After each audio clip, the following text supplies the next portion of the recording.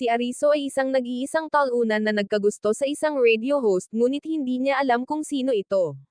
Gayunpaman, nagbago ang lahat nang sumali siya sa radio club para hanapin ito. Ngunit nakilala niya ang apat na sikat na babae at nagpas siyang mapalapit sa kanilang lahat. Noong bata pa si Ariso, nagpupuyat siya para makinig sa isang live audio broadcast na hino-host ng isang babaeng nagngangalang Apollo. Kadalasan, si Ariso lang ang kanyang tagapakinig, at lagi niyang sinasabing, "Mahal kita," kapag tapos na siya sa kanyang broadcast. Minsan, ipinahayag ni Apollo na itutuloy niya ang isang karera sa industriya ng broadcasting. Kaya, nangako si Ariso na tutulungan siyang makamit ang kanyang layunin kahit ano paman. Bigla na lang, itinigil ni Apollo ang kanyang broadcast at dahil hindi pa siya nakikita ni Ariso noon, boses lang ang kilala niya at pati na rin na mag-aaral ito sa isang all-girls school. Lumipas ang ilang taon at natukoy ni Ariso ang lokasyon ng broadcast ni Apollo at ginamit ito para lumipat sa isang all-girls school sa lugar na iyon na naging co-ed lang dahil sa pag-asang mahanap siya. Sa unang araw niya, ipinakilala niya ang sarili bilang isang anak ng mayaman at nagmakaawa sa lahat ng mga babae na sabihin sa kanya na mahal nila siya, plano niyang ikumpara ang kanilang mga boses sa boses ni Apollo. Gayunpaman, lalo lamang nitong iniisip na kakaiba siya. Pagkatapos ng klase, isang babaeng naakit sa kanyang kayamanan ang lumapit sa kanya upang mag-apply bilang kasintahan niya. Ngunit matapos marinig ang boses nito, tinanggihan siya ni Ariso dahil hindi niya kapareho ang boses ni Apollo. Habang papunta sa banyo, isang kakaibang babae na nagngangalang Rika ang biglang bumulong ng, "Mahal kita," sa kanyang tainga, na ikinagulat niya. Tinanong niya kung ano ang kanyang kasunduan, ngunit pinaalalahanan lang siya nito na magmadali sa banyo bago matapos ang pahinga. Kalaunan sa tanghalian, naisip niya kung paano halos kapareho ng boses ni Rika ang boses ni Apollo at nagpa siya na kailangan niya itong marinig muli para lang kumpirmahin. Pagkatapos lang, narinig niya muli ang boses ni Rika na nagmumula sa broadcast room ng paaralan, at tumakbo doon, kumbinsido na boses iyon ni Apollo. Pagdating doon, nagulat siya nang makita ang apat na babae na nakatitig sa kanya, at minamaliit nila siya dahil sa pag-antala ng kanilang broadcast. Habang nakikinig sa kanilang mga boses, napagtanto niyang medyo naguguluhan siya dahil lahat sila ay parang si Apollo. Nalaman niya na ang lahat ng apat na babae ay may ambisyon sa entertainment tulad ni Apollo at sinubukang tanungin kung mayroon sa kanila si Apollo, ngunit itinanggi nilang alam nila ang kanyang sinasabi. Kumbinsido na sila ay magtatagal, nag-alok si Ariso na sumali sa kanilang club upang matuklasan niya ang pagkakakilanlan ni Apollo habang nangangakong magbibigay ng pondo para patakbuhin ang club. Pumayag si Rika sa kanyang kahilingan dahil sa palagay niya ay maganda na may ilang tauhan sa paligid, ngunit nag-isip ang mga babae kung ano ang maaari nilang gawin upang maseklian si Ariso para sa kanyang kabaitan. Bigla, lumingon silang lahat kay Ariso at bumulong ng, "Mahal kita," sa kanyang tainga, na ikinagulat niya at nagmadali siyang lumabas ng silid dahil ang mga bulong ay parang pakikinig sa apat na Apollo ng sabay-sabay. Sa isang hagdanan, naalala niya ang pagkakataong sinabi niya kay Apollo na mahal niya ito pagkatapos nitong matapos ang isang broadcast, at nahiya siya nang umamin siya sa isang babae na hindi niya pa nakikilala.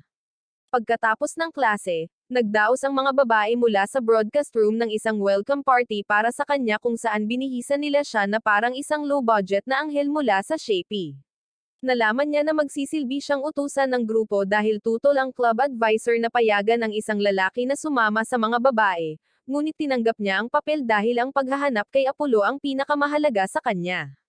Kinabukasan, sinimulan niya ang kanyang investigasyon sa pamamagitan ng pagpunta sa broadcast room, para lamang madatnan si Uzoki na naroon para sa after-school broadcast. Habang naroon, napagtanto niya na napakaraming salita ang mali niya, kasama na ang mga isinulat niya, kaya't pinagsabihan niya ito para dito. Habang naglalakad siya sa pasilyo, nakasalubong niya si Nene, na nagbo-voice acting ng manga para sa kanyang mga tagahanga. Naalala niya kung paano mahilig si Apollo sa manga na iyon, na nagpaisip sa kanya kung si Nene ba si Apollo, ngunit nang marinig niya kung paano niya ginugulo ang takbo ng kwento, nagpa siya siyang hindi siya iyon. Di nagtagal, umupo siya sa hagdanan at nagsimulang mag-isip kung paano niya malalaman si Apollo, ngunit biglang ginulat siya ni Iko at sinabi sa kanya na naroon siya para sa isang stream. Habang nakikinig siya sa kanyang stream, napagtanto niya na ang ginagawa lang niya ay bumati at tinapos ang stream pagkatapos, na nag-iwan sa kanya ng pagkadismaya. Pagkatapos ay bumalik siya sa klase, ngunit habang nasa daan, hindi niya maiwasang isipin kung gaano sila kawalang seryoso sa pagkamit ng kanilang mga pangarap. Nang gabing iyon, pumasok siya sa broadcasting room habang nag-stream si Rika at nangakong sisiguraduhin na silang lahat ay magiging mga propesyonal sa industriya ng voice entertainment, na siyang parehong pangako niya kay Apollo. Sa kasamaang palad, pinalayas siya na parang basura matapos ang kanyang pag-aalsa. Habang nadidismaya, bigla siyang nakatanggap ng voice message mula mismo kay Apollo, na nagpapahayag ng pagkabigla na natagpuan niya ito at humingi ng tawad dahil hindi pa niya maibunyag ang kanyang pagkakakilanlan. Matapos matanggap ang mensahe, nakumbinsi si Ariso na nagtatago si Apollo sa loob ng broadcasting club. Pagkatapos ay umalis siya, nangakong hahanapin siya kahit gaano pa niya subukang magtago. Kinabukasan, inilabas ni Ariso ang mga babae para sa morning jogging sa field dahil determinado pa rin siyang gawing mga propesyonal ang mga ito kahit na pinalayas siya noong isang araw. Pagkatapos nilang matapos sa jogging, galit na binatikos siya ni Nene dahil sa pag-arte bilang kanilang coach at nagtaka kung talagang seryoso ba siya sa paggawa sa kanila ng mga propesyonal. Sumagot si Ariso na isa siyang lalaking tumutupad sa kanyang salita, ngunit hindi pa rin siya kumbinsido. Mas interesado si Rika kung bakit determinado si Ariso na gawin silang mga propesyonal at tinanong kung mapagkakatiwalaan nila siya. Tiniyak sa kanila ni Ariso na kaya nila, ngunit sinabihan muna niya silang samahan siya sa isang restaurant para sa almusal. Sa restaurant, binigyan niya ang bawat isa sa kanila ng isang libro na nagbabalangkas sa kanilang mga kahinaan at mga plano sa pagsasanay. Habang tinitingnan nila ito, hindi natuwa si Rika na ang kanyang gawain ay ang magbenta ng 50 kopya ng kanyang sariling disk sa kanyang pagtatanghal sa kalye. Kaya, tinanong niya kung nakapagtugtog na ba siya ng instrumento noong una pa lang. Sumagot ang lalaki na ang pinakamalapit na paraan para gumamit siya ng instrumento ay kapag sumipol siya pagkatapos maligo. Pagkatapos ay nagtanong siya ng iba pang mga tanong upang patunayan kung karapat-dapat ba siyang pangasiwaan, ngunit hindi siya kumbinsido sa kanyang mga sagot. Kaya, tinawag niya itong sinungaling na puro salita at walang aksyon at naglakad palayo. Habang naglalakad siya palayo, nagtataka siya kung ano ang nagpagalit sa kanya, at ipinaalam ni Nene sa kanya na may karapatan siyang gawin iyon dahil ang isang talunan na hindi man lang marunong magbasa ng mga music sheet ay hindi basta-basta makakapag-utos sa kanya. Dahil sa inis, nagpa siya siyang pakinggan itong kumanta para kumpirmahin kung talagang magaling nga ito. Pagkalipas ng 3 araw, nalaman niya na nagmini-konsyerto si Rika paminsan-minsan. Kaya, pumunta siya sa patio ng paaralan para makinig mismo sa isang pagtatanghal. Pagdating doon, nagulat siya nang makita ang isang malaking madla na binubuo lamang ng mga babae na naghihintay sa kanyang pagtatanghal. Hindi rin gusto ng mga babae na naroon siya para panoorin ang kanilang bituin na magtanghal. Kaya mabilis niyang nilinaw na miyembro siya ng broadcasting club. Di nagtagal, binasag ni Rika ang tensyon sa pamamagitan ng pagtugtog ng kanyang gitara at pag-amin kung gaano siya kakaba sa pagtatanghal. Nang marinig ito, naalala niya ang panahong madalas pag-usapan ni Apollo ang tungkol sa kanyang kaba tuwing siya ay nagla-live at nagsimula siyang magtaka kung si Rika ba ay si Apollo. Nagsimulang tumugtog si Rika pagkatapos at napagtanto niya na mahusay nga pala itong kumanta at palagi niyang nakikita si Apollo.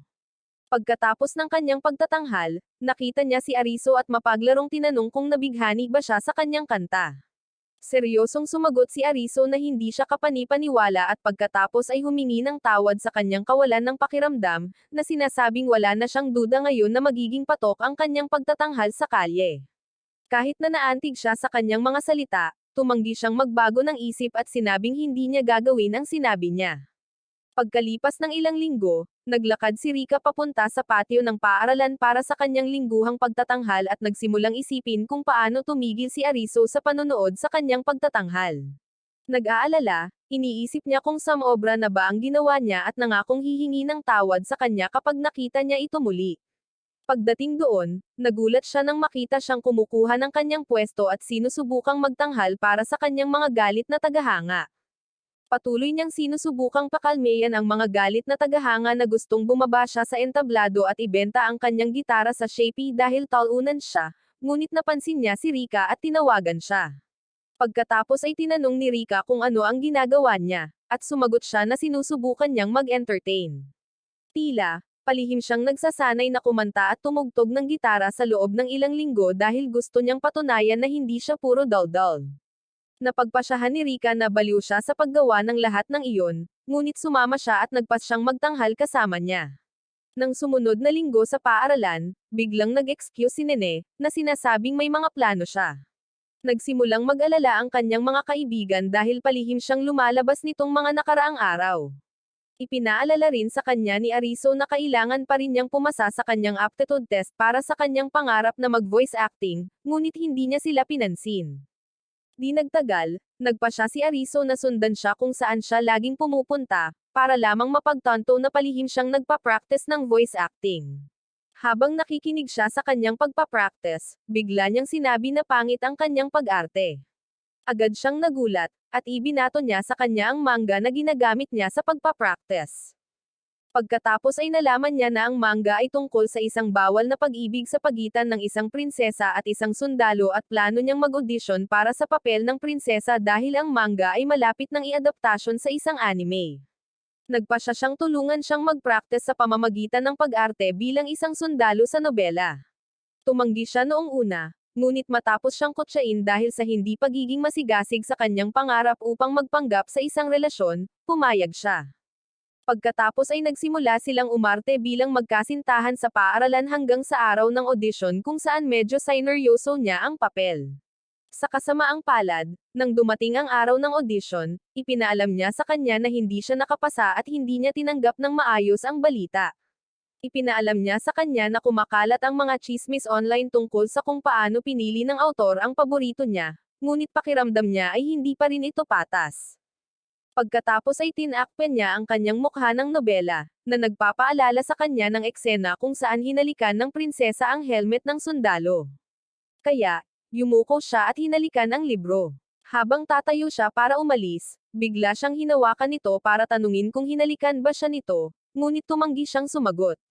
Pagkatapos ay tinanong niya kung may nararamdaman ba ito para sa kanya, ngunit hinawakan lang nito ang kwelyo nito bilang tugon at tinambush siya, sinasabing sinusubukan lang nitong pagaanan ang loob nito, pagkatapos ay bigla siyang umalis.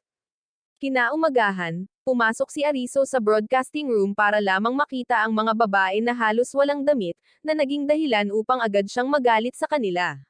Pagkatapos ay pinilit niya silang makinig sa kanyang lektura tungkol sa pagiging pabaya na magpalit ng damit nang hindi nilolock ang pinto. Habang nagpapatuloy siya sa kanyang lektura, sinubukan ni Nene na baligtarin ang script sa pamamagitan ng pagsasabi sa kanya na humingi ng tawad sa pagpasok sa kanila. Mabilis na sumagot si Ariso na sila ang mga may pinag-aralan na nagpapalit na parang nasa backstage sila ng isang show mamaya sa gabi. Pagkatapos nilang matapos ang palabas pagkatapos ng klase, nagpasya ang mga babae na kumain ng matamis sa labas, ngunit tumanggi si Ariso, sinasabing mayroon na siyang mga plano. Pagkatapos magpaalam, biglang iminungkahi ni Nene na sundan nila siya bilang ganti para mahuli rin nila siya sa isang nakakahiyang sitwasyon. Sumang-ayon silang lahat at sinimulan nila siyang sundan na parang mga especially iya. Una, sinundan nila siya sa loob ng tren at sinubukan ni Nene na tingnan kung ang nobelang binabasa niya ay pang-adulto, para lamang mapagtanto na ang lalaki ay nagbabasa lamang ng isang gabay sa pagtuturo ng Hapon sa mga bata. Pagkatapos ay patuloy nila siyang sinusundan hanggang sa makarating siya sa isang gusali at umaasa si Nene na naroon siya para manood ng mga cultural video sa kafe sa loob. Sa loob ng kafe, sinimulan nilang hanapin si Ariso ngunit napagtanto nilang siya ang barista. Mabilis silang yumuko para maiwasang makita niya at nagsimulang magtaka kung bakit siya nagtatrabaho sa isang kafe gayong sinasabi niyang isa siyang mayaman. Nang sandaling iyon, naputol ang kanilang debriefing dahil sa pag-uusap ni Ariso sa kanyang amo, at nalaman nilang nagtatrabaho siya dahil ang kanyang ama ang mayaman at hindi siya mismo. Nalaman din nila na nagtatrabaho siya sa maraming shift para makaipon at makakuha ng bagong audio equipment sa kanilang club dahil naniniwala siya sa kanilang potensyal at gustong-gusto niyang mamuhunan sa mga ito. Pagkatapos ay tinanong ng kanyang amo kung may gusto ba siya sa isa sa kanila, ngunit iginiit niya na nagsasalita lamang siya bilang isang miyembro ng broadcasting club. Nang sandaling iyon, tinawag siya ng mga babae para putulin siya at umorder. Dahil sa pagkagulat, Halos wala siyang oras para maproseso ang nangyayari bago sinimulan ni Nene na kunan siya ng litrato habang naka-apron. Kinabukasan, sa paaralan, umupo siyang mag-isa sa broadcasting room para magkwento kung paano nila nalaman ang tungkol sa kanyang trabaho, na masama para sa kanya dahil hindi pinapayagan ng paaralan ang mga part-time na trabaho. Naantala ang kanyang sandali ni Iko, na lumapit sa kanya, at agad niyang naisip na naroon ang babae para ay blackmail siya. Ipinaalam ni Iko sa kanya na dahil nakita niya ang nakakahiyang bahagi nito, makatarungan lang para sa kanya na ipakita rin ang sa kanya. Ipinakita niya sa kanya ang avatar para sa kanyang stream at tinanong kung may maibibigay siyang payo tungkol dito. Kaya, natahimik sila at tiningnan niya ang account ng babae para lamang makita ang mga komento na nagsisimula ng magsawa ang mga tao sa kanyang nilalaman. Itinuro niya na tiyak na mapapagod ang mga tao kapag ang ginagawa lang niya ay hello at goodbye. Ngunit, mabilis niya itong sinagot at sinabing ginagawa lang niya iyon tuwing break time. Pagkatapos ay inilista niya ang iba pang mga nilalaman na ginagawa niya, tulad ng karaoke, paglalaro, pakikipag-chat, at mga stream ng pagluluto. Ipinaliwanag ni Ariso na kahit na gumagawa siya ng iba't ibang uri ng nilalaman, ang kanyang avatar ay palaging mukhang dumadaan sa isang nakapanlulumong yugto. Pagkatapos ay pinayuhan niya siyang pagbutihin ang kanyang avatar upang magmukhang mas expressive ito, ngunit nagreklamo siya na hindi siya mahusay sa mga bagay na pang-computer at ang pagkuha ng isang tao para gawin ito ay masyadong mahal para sa kanya. Nang marinig ito, nagboluntaryo siyang tulungan siya, na nagsasabing eksperto siya sa karamihan ng mga software ng computer. Mabilis din niyang ipinaalam sa kanya bago niya isipin na magiging madali ang trabaho na kailangan niyang paghiwalayin ang kanyang avatar sa mga layer at muling iguhit ito. Pagkatapos ay nagsimula na sila sa trabaho at nang sa wakas ay tapos na siya, ipinakita niya sa kanya ang isang pinahusay na bersyon ng kanyang avatar. Hindi humanga, itinuro niya na ang kanyang avatar ay mayroon pa ring parehong hitsura at ipinaliwanag niya na kahit na totoo ito, ang pinahusay na bersyon ay maaaring subaybayan ang mga ekspresyon ng mukha at magpakita ng iba't ibang emosyon. Para patunayan ang kanyang punto, sinabihan niya itong tumawa, ngunit nalaman niyang hindi pala ito magaling tumawa. Dahil alam niyang mas mahirap ito kaysa sa inaakala niya, pinayuhan niya ito kung gaano kahalaga ang mga ekspresyon para sa isang streamer dahil nakakatulong ito sa mga manunood na kumonekta sa emosyonal na paraan sa nilalaman. Pagkatapos ay hinikayat niya itong maging mas makahulugan, ngunit tumanggi ito, at sinabing hindi siya magaling sa pagpapahayag ng sarili. Hinarap niya ang sitwasyon sa pamamagitan ng pag-lock ng pinto at pagkiliti sa kanya na parang nakasalalay dito ang kanyang buhay para makuha ang ekspresyon ng kanyang mukha. Pagkatapos ay galit na galit siyang binatikos ng babae nang sawa na siya sa mga kalokohan nito, na ikinagulat niya, ngunit medyo pinadali ang kanyang trabaho. Iginiit niya na narinig niya ang tawa nito at patuloy siyang tinutokso tungkol dito hanggang sa aksidente siyang natamba sa ibabaw nito, at sa wakas ay nakita ang cute na ngiti na gusto niyang makita ng kanyang mga manunood. Nang dumating ang oras para sa kanyang susunod na stream, kumilos pa rin siya gamit ang parehong ekspresyon ng mukha, na nag-iwan kay Ariso na hindi makapaniwala. Habang patuloy siyang nag-stream at nagtatanong kung gusto ba ng mga manunood ang kanyang bagong avatar, hindi ito naintindihan ng mga manunood dahil pareho pa rin ang hitsura niya sa kanila. Dahil sa pagbaba ng bilang ng mga manunood, nagpasya siyang tumulong. Una, pinahinto niya ang live stream niya, na labis niyang ikinagalit nang tanungin niya kung bakit niya ginawa iyon dahil malinaw na nanonood ang mga tao. Lingid sa kanyang kaalaman, pinahinto lang niya ang camera at hindi ang audio para marinig pa rin siya ng mga tao.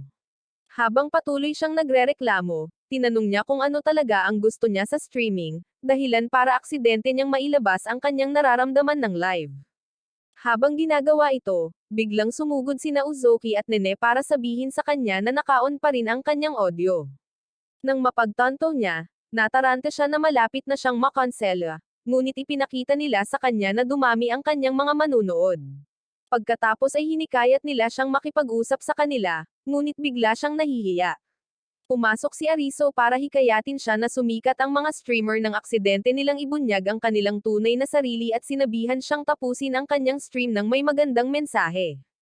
Tumango siya bilang tugon, bumantong hininga ng malalim, at tinapos ang live stream sa pamamagitan ng pag-arte ng cute, na agad na ikinabaliw ng mga manunood.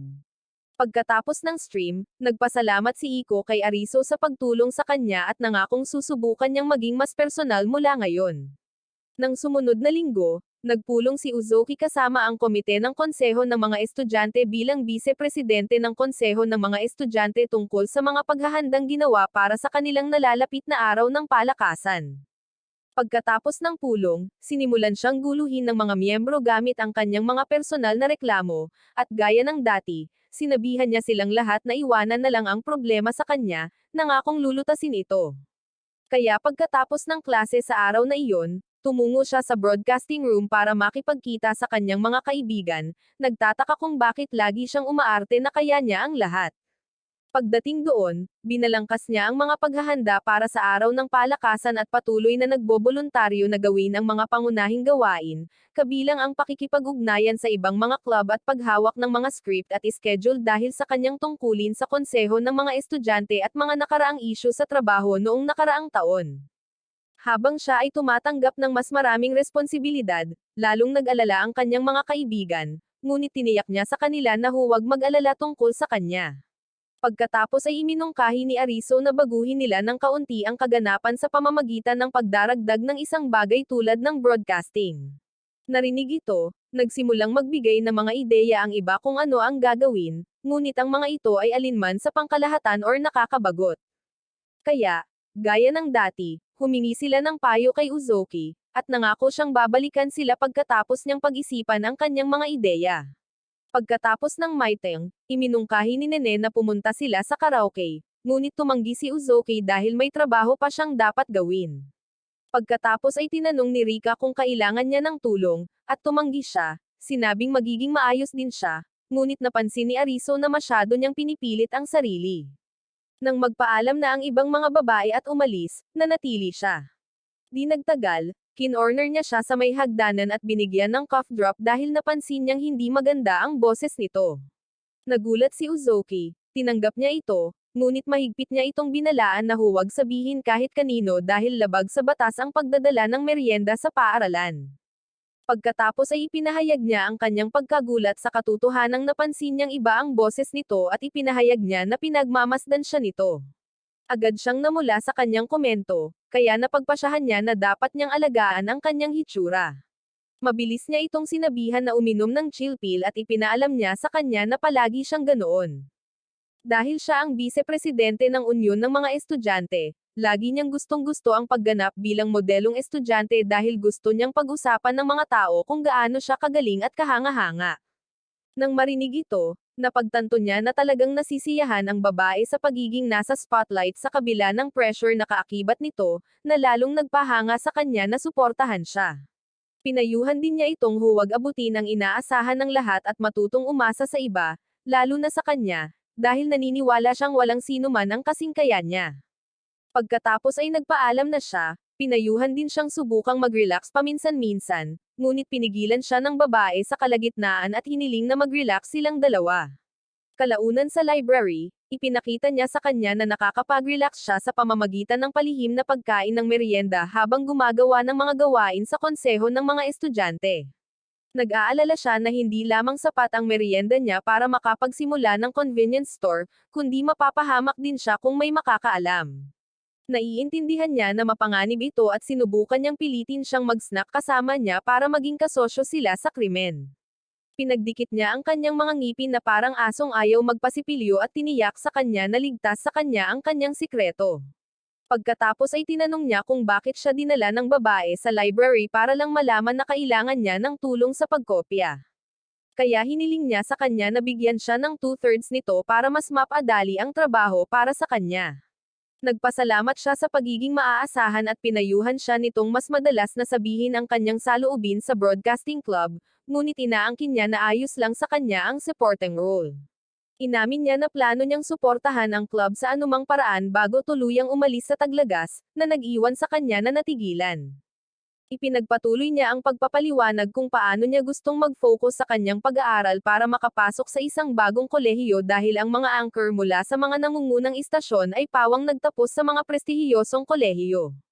Kahit na ganoon, pinapuna siya nito dahil sa pagtatago sa isang supporting role sa halip na gumawa ng mas magagandang alaala sa club. Pagkatapos ay tiniyak ni Ariso sa kanya na hindi siya nag-iisa, hinikayat siyang umasa sa kanya tuwing kailangan niya ng tulong, at ipinaalala sa kanya ang pangako nito na tutulungan silang lahat na maging mga propesyonal. Kinabukasan, inilahad niya ang kanyang ideya kung paano niya gustong magpatakbo sila ng isang proxy confession service sa sports day sa iba, at lahat sila ay nagustuhan at tinanggap ang ideya. Sa wakas ay dumating na ang araw ng palakasan at ang mga miyembro ng Broadcasting Club ay nagsimulang magtrabaho mula sa pagpapadala ng mga komentaryo hanggang sa pagsali mismo sa mga kompetisyon. Sa panahon ng scavenger hunt, nagpasya si Ariso na maging MC ng kaganapan sa isang mahirap na paraan at sina Rika at Iko, na kalahok sa kaganapan, ay nakatanggap ng pangalawang kahihiyan para sa kanya. Nang buksan nila ang kanilang mga papel, tinanong sila kung sino ang kanilang pinakapinagkakatiwalaan at kung kaninong boses ang pinakagusto nila. At pareho nilang kinaladkad si Ariso kasama nila sa hunt. Habang nagsisimula silang tumakbo kasama niya, napagtanto niya na ang mga babaeng humihila sa kanya ay gagawin lamang silang huli. Kaya dinala niya silang dalawa sa finish line para lamang makatapos sa pangalawang pwesto. Agad siyang bumagsak dahil ayaw niyang matalo habang ang ibang mga estudyante ay nagtataka kung bakit siya masyadong nasa sabik na matapos sa pangalawang pwesto. Pagkatapos, sumugod siya sa susunod na kompetisyon na nagkataong isang kalbaryong labanan. At nang mapagtanto na ang mga miyembro ng koponan ni Uzoki ay nasugatan, nagpasya siyang tulungan ito. Gayunpaman, nang magsimula ang laro, nakipaglaban siya sa koponan ni Nene. Sinabihan siya ni Nene na maghiwalay dahil ang kanilang pagiging malapit ay nagpapaalala ng mga alaala, ngunit wala siyang ideya na ang tinutukoy niya ay ang kanilang maliit na insidente ng halikan. Habang sinusubukang intindihin kung saan siya nanggagaling, nakuha ng iba pang miyembro ng koponan ni Nene si Uzoki at siya ay natalo sa pangalawang pagkakataon ng araw na iyon. Lumipat si Nene sa susunod na koponan, ngunit hindi mapigil ang isipin kung gaano kalapit sina Uzoki at Ariso. Pagkatapos ng kaganapan, nagkita silang lahat sa broadcasting room upang pag-usapan ang mga detalye ng kanilang proxy confession service. Tila, plano nilang mag-set up ng isang string phone kung saan maaaring magtapat ang mga estudyante ng hindi nagpapakilala sa kanilang mga crush, at ipapaalam ng broadcasting club ang mga pag-amin na iyon sa buong paaralan. Pagkatapos ay ipinakita sa kanila ni Uzoki ang mga flyer na ginawa na niya para sa kaganapan, ngunit nag-aalala sila na baka malaman ng mga guro dahil hindi maganda ang kanilang paaralan sa mga relasyon. Tiniyak sa kanila ni Uzoki na paprotektahan sila ng kanyang posisyon sa student council. Iminungkahi ni Ariso na ipamahagi nila ang mga flyer ng hindi nalalaman ng kanilang mga guro, ngunit si Liman, ang kanilang tagapayo sa club, ay lumapit sa kanila at tinanong kung ano ang sinusubukan nilang itago mula sa mga guro. Pinag-usapan ng mga babae kay Liman ang mga detalye ng kanilang proxy confession service at tinanong kung maaari ba nilang ituloy ito, ngunit agad itong isinara ni Liman dahil ayaw niyang magkaproblema sila. Lumapit si Uzoki upang magmakaawa sa kanya, ngunit tumanggi siya. Gayunpaman, nagpasya si Uzoki na subukan ang ibang paraan sa pamamagitan ng paghikayat sa kanya na suportahan sila bilang tagapayo ng club dahil tataas ang kanyang posisyon bilang isang guro kung magtatagumpay ang kaganapan. Nang marinig ito, binigyan niya sila ng go-ahead at tinanong kung ano ang una sa listahan. Sumagot si Uzoki na gusto nilang mamigay ng mga flyer, ngunit ipinaalam niya sa kanila na imposible ito dahil si Samijima, ang guro ng physical education, ay palaging nanunood ng mga estudyante gamit ang kanyang mga matang parang agila upang maiwasan ang pakikipag-ugnayan ng mga babae at lalaki sa isa't isa. Kaya, kung madatnan niya silang namamahagi ng mga flyers, magiging eskandalo ito bago pa nila mamalayan. Pagkatapos ay nagsimula silang mag-isip kung ano ang susunod na gagawin, at inalok ni Liman na i-distract si Samijima ng 10 minuto lamang para bigyan sila ng oras na magbahagi ng mga flyers. Di nagtagal, nilapitan ni Liman si Samijima, kung saan sinusubukan nitong pigilan ang mga babae at lalaki sa pakikipag-ugnayan na parang binabayaran siya para dito. Pagkatapos ay cute na iminungkahi niya na magpahinga muna sila at agad siyang nahulog sa kanyang alindog. Mabilis na sinunod ng iba ang hudyat para kausapin ang kanilang mga kapwa-estudyante tungkol sa kaganapan. Ngunit isang lalaki ang sumigaw sa tuwa dahil hindi siya makapaniwala na nakakakuha siya ng flyer mula sa kanila. Upang maiwasan ang mga susunod na pagsigaw tulad ng sa kanya at makuha pa rin ang atensyon ng mga estudyante para sa kaganapan, nagpa siya ang mga babae na magsama-sama upang mag-isip ng isang bagay na gagawin habang sinasabihan si Ariso na ay excuse sila. Di nagtagal, ipinost nila ang kanilang kaganapan suot ang kakaibang kasuotan ni Nene. Nabaliw ang estudyante dahil lumapit sila para marinig sila habang pinapanood ni Ariso ang buong pangyayari mula sa malayo at naunawaan kung bakit hindi nila kailangan ang kanilang paboritong errand boy. Pagkatapos nito, bumalik ang mga babae sa broadcasting room para pag-usapan ang proseso ng kaganapan sa huling pagkakataon. Lumabas na sina Iko, Nene, at Uzoki ang magsisilbing kampsor at maghihintay sa susunod na silid-aralan, na magdidilim na, kaya walang makakakita sa loob para sa privacy. Gumawa sila ng string phone system para magpadala ng mga hindi nagpapakilalang pag-amin sa pamamagitan ng broadcast room. Nang hapon na, inanunsyo ng broadcast club sa mga estudyante sa pamamagitan ng public address system na oras na para sa proxy confessions. Narinig ito ni Samijima at nagtaka kung anong pag-amin ang kanilang pinag-uusapan, ngunit mabilis siyang inalis ni Lehman sa atensyon bago siya magsagawa ng investigasyon na sisira sa kaganapan. Ilang minuto ang lumipas, inanunsyo ni Rika ang unang pag-amin sa paaralan. Nalaman ng mga estudyante na may isang babaeng may gusto sa isa sa mga lalaki, at lahat ay nabaliw sa pag-amin. Nagsimula ring pag-isipan ng mga estudyante kung susubukan ang kaganapan habang ang mga babae sa madilim na silid ay nasa sabik sa resulta. Habang ginagawa ito, biglang nagtanong si Iko kung sina Uzoki at Nene ay may gustong pag-aminan ng kanilang nararamdaman, at lahat sila ay sumang-ayon. Inamin ni Nene na itinaboy niya ang isang taong tumulong sa kanya dahil sa kahihiyan at nais na humingi ng tawad. Habang inaamin ni Uzoki na hindi makatarungan niyang sinisisi ang isang taong hindi niya kinausap. Pinag-isipan din ni Iko ang kanyang mga karanasan sa isang tao. Kahit na hindi nila ito ibinunyag sa isa't isa, pinag-uusapan nilang lahat si Ariso. Hindi nagtagal ay pinutol ng isang estudyante ang kanilang pag-uusap para sa kanyang sariling pag-amin at lahat sila ay nagsimulang magtrabaho. Nang sandaling iyon, nagpa siya ang kanilang public address system na mag-crash, na nag-iwan kay Rika na labis na nag-aalala. Pagkatapos ay nagsimula siyang magduda sa kanyang sarili dahil siya ang nagdala ng buong ideya at halos maiyak na nang biglang sumugod ang kanyang mga kaibigan upang magtanong kung ano ang nangyayari. Nang makita sila, nagsimula siyang umiyak ng husto at magreklamo kung paano pinili ng kagamitan na masira noong maayos na ang lahat. Pagkatapos ay nagtaka si Nene kung nasaan na si Ariso ngayon na mas kailangan nila siya, ngunit pinag-isipan ni Rika ang pag-improvise at gamitin ang sarili niyang boses para sa mga pag-amin. Mabilis na tinutulan ng kanyang mga kaibigan ang ideya dahil kailangan niyang maging napakalakas at masisira nito ang kanyang boses. Habang iniisip kung ano ang susunod na gagawin, biglang pinutol sila ni Ariso gamit ang megaphone ni Samijima na ninakaw niya. Habang sinusubukan nilang ilihis ang atensyon ni Samijima ni Lehman, iminungkahi niya na dahil hindi nila alam kung gaano katagal ang pag-setup, maaari na rin silang magpanggap na bahagi ito ng plano at mag-improvise gamit ang megaphone. Sumugod si Rika upang yakapin siya, na ikinagulat ng iba habang pinasasalamatan siya sa pagiging pinakamahusay. Kinuha ang megaphone, tinawag niya ang mga estudyante palapit sa courtyard para marinig nila siya ng malinaw bago ipagpatuloy ang mga pag-amin mula sa kanyang pagtatapos, habang ang kanyang mga kaibigan ay nakahinga ng maluwag habang ang lahat ay sa wakas ay nasa tamang lugar. Hindi nagtagal, may kumatok sa pinto, at nang tanungin ni Rika kung sino ang gusto nilang aminin, nabigla siya nang marinig ang pangalan ni Ariso. Bagamat mabilis siyang nakabawi ng kanyang kahinahunan at nagpatuloy sa iba pang mga pag-amin. Agad na tumutol ang kanyang mga kaibigan dahil ang matagal na pagpapakita ng kanyang boses ay makakasira nito. Ilang minuto ang lumipas, natapos ang sesyon ng pag-amin, at sa wakas ay isiniwalat niya ang pag-amin na ginawa kay Ariso. Habang nakikinig si Ariso kasama ang iba pang mga estudyante, napagtanto niya na ito ay isang mensahe mula kay Apollo, iniisip na magagalit siya na sinira nito ang kanilang pangako. Sa halip, inaangkin ni Apollo na ginawa niya ang parehong pangako na ginawa niya noon sa kanya. Kaya, ibabalik niya ang pabor at sasabihin sa kanya ang parehong bagay na sinabi niya noon. Pagkatapos ay sinabihan niya si Ariso, "Mahal kita," na iniwan ang iba pang mga estudyante na nakikinig na natigilan at tahimik.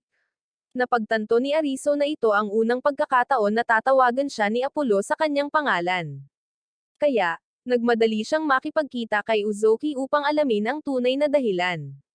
Nang makita niya ito, agad niyang tinanong kung sino ang umamin, ngunit nalaman niyang wala itong ideya kung sino ang umamin.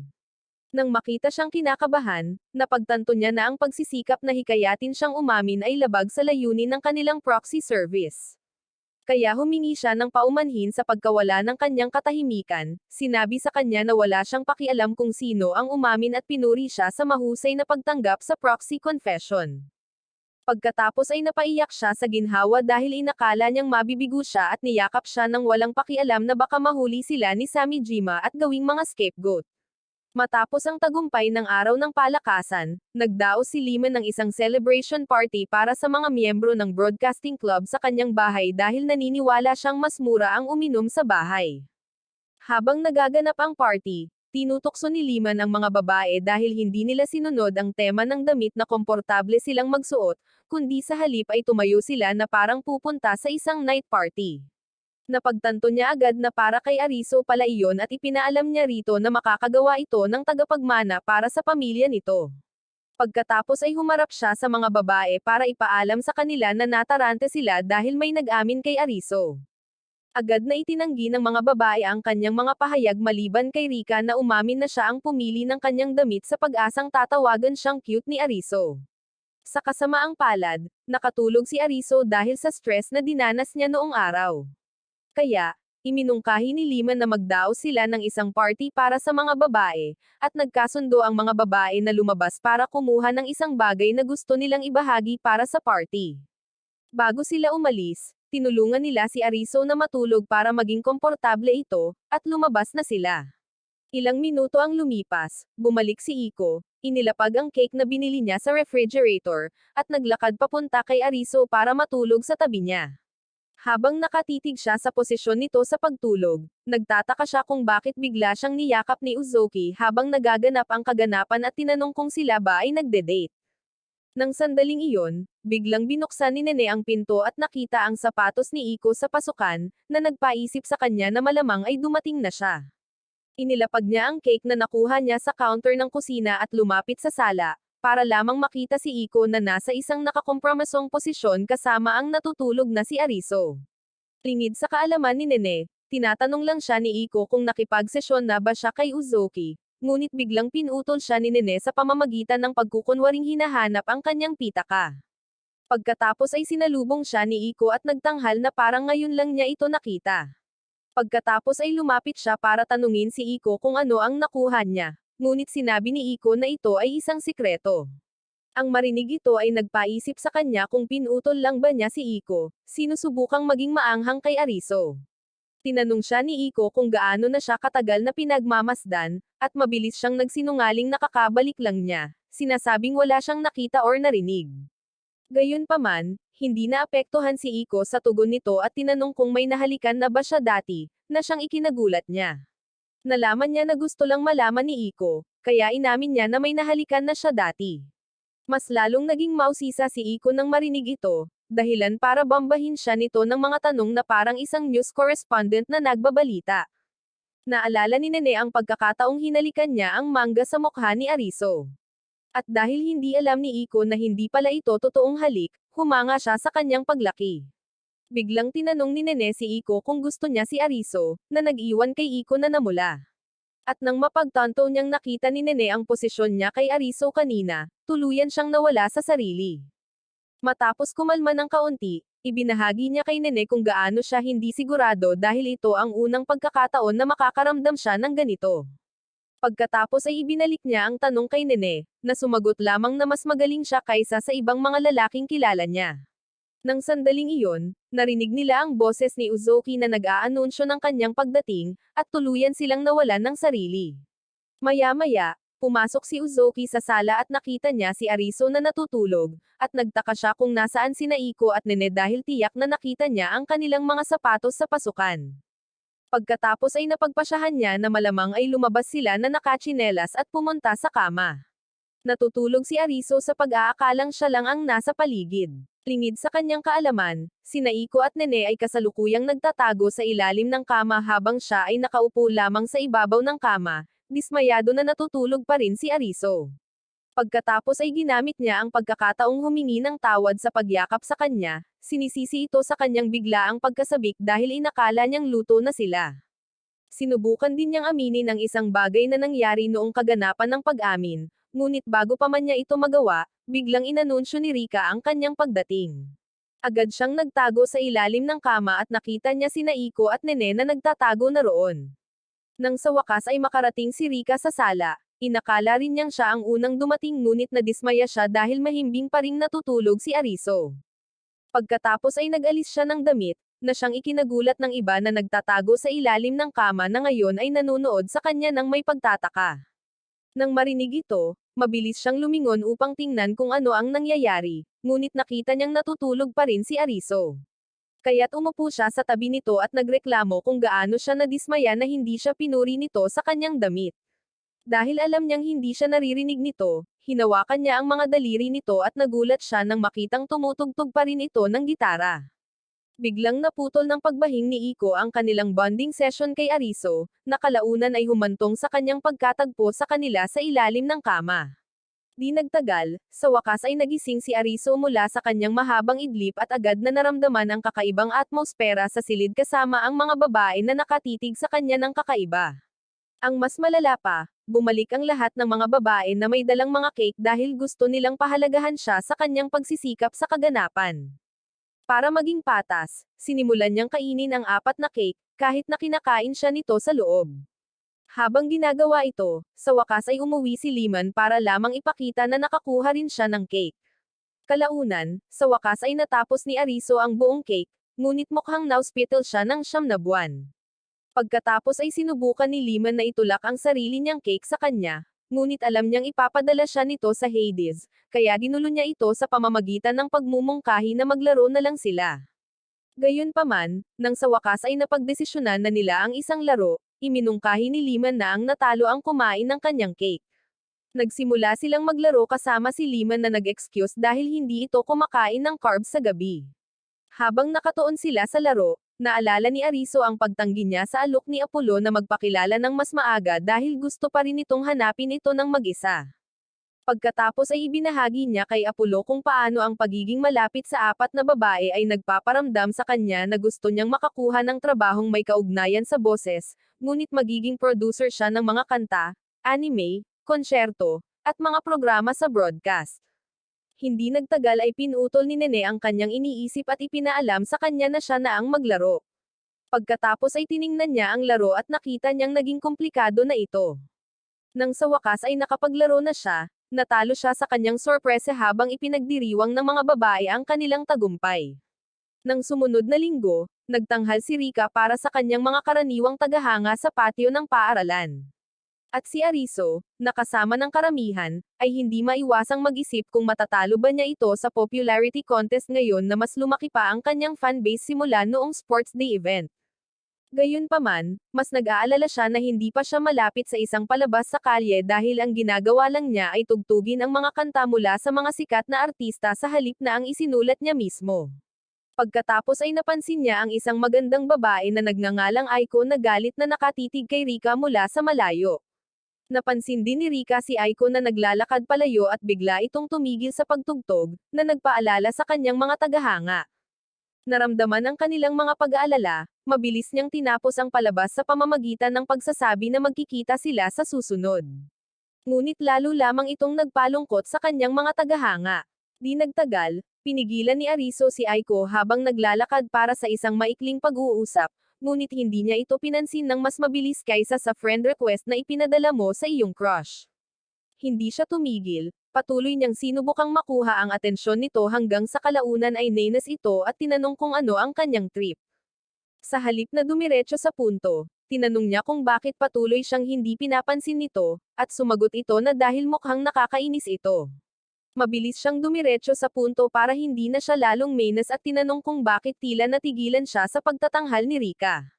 Binaligtad ni Aiko ang tanong at tinanong na lang siya, at ikinwento niya kung paano niya iniisip na maayos naman ang performance nito, lalo na sa galing nito sa pag-cover ng mga orihinal na kanta. Gayunpaman, hindi sumasang-ayon si Aiko sa kanyang nararamdaman dahil naniniwala siyang sikat ang mga kantang kinakanta niya, kaya kahit sino ay maaaring mag-cover ng mga ito. Tahimik siyang bamulong na hindi naman siya ganoon noon, kaya naisip niya na malapit siya kay Rika. Pagkatapos ay nagtanong pa siya sa kanya, ngunit iniwan siya ng babae na nakabitin dahil tapos na ang pag-aaksayan niya ng mahalagang oras kasama ito. Samantala, pumunta si Rika sa karaoke para pag-aralan ang pagsusulat ng kanyang mga orihinal na kanta. Ngunit pagkatapos mag-isip ng ilang oras at walang isulat, naisip niya kung dapat ba siyang magsabi kay Ariso tungkol dito. Nang sandaling iyon, pumasok si Ariso na may dalang mga pampalamig, na ikinagulat niya, at tinanong niya kung paano niya nalaman na pupunta siya roon. Pagkatapos ay ipinaliwanag niya kung paano sinabi sa kanya ni Aiko, na lubos niyang ikinagulat. Ipinaalam din niya kay Rika na sinundan niya si Aiko para makipag-usap dito dahil sa mukha nito habang nagtatanghal si Rika, at dahil sa reaksyon ni Rika, naisip niya na malamang alam na nito ang naging takbo ng usapan. Pagkatapos ay ibinahagi ni Rika kung paano ayaw ni Aiko na kumakanta lamang siya ng mga cover ng mga sikat na kanta dahil gustong-gusto ni Aiko ang mga kantang isinusulat niya. Iminungkahi ni Ariso na kantahin niya ang mga kantang isinusulat niya para maging masaya ang lahat, ngunit tumanggi siya at ipinaalam sa kanya na hindi niya sinasabi sa kanya ang dahilan dahil nakakahiya ito para sa kanya dahil gusto talaga siyang gawing propesyonal ni Ariso. Tinanong niya kung mayroon siyang magagawa para masabi ang isang bagay. Pagkatapos ay hinamon siya ni Rika sa isang karaoke battle kung saan nangako siyang sasabihin niya kung mas magaling siyang kumanta kaysa sa kanya. Kahit alam ni Ariso na talo siya sa laban dahil si Rika ay isang naghahangad na mga awit, tinanggap niya ang hamon. Nagpa siya si Rika na mauna, ngunit pinigilan siya ni Ariso upang bigyan siya ng isang kantang dapat niyang kantahin at iginiit din na dapat siyang sumayaw dito. Nang magsimulang tumugtog ang kanta, tumayo siya at nagsimulang sumabay sa pagkanta, ngunit biglang sumabad si Ariso at itinuro na masyado siyang nahihiya. Bilang tugon, galit niyang ginamit ang kanyang panloob na charis upang patunayan na mali siya. At ang pagkakita sa bagong bersyong ito ng kanyang sarili ay higit na humanga sa kanya kaysa sa kanyang iniisip. Nang matapos siya, nakakuha siya ng halos perpektong score, na medyo nagpapanik sa kanya. Ngunit nang pumili siya ng isang kanta, sinabihan niya ito na ihanda ang kanyang gamot dahil malapit na siyang pabilibin ng kanyang magandang boses. Maya-maya ay nagsimulang tumugtog ang kanyang kanta at nagulat siya sa napili niyang kanta dahil nagbabalik ito ng mga alaala para sa kanya. Pagkatapos niyang kumanta at ipakita ang kanyang score, tinalo siya ng babae ng 20 puntos, ngunit sinabi niya na ang makina ay maaaring may sira. Pagkatapos ay sinubukan niyang ipagtanggol ang kanyang sarili, ngunit mas nakatutok ang babae sa dahilan sa likod ng pagpili niya ng kanyang kanta.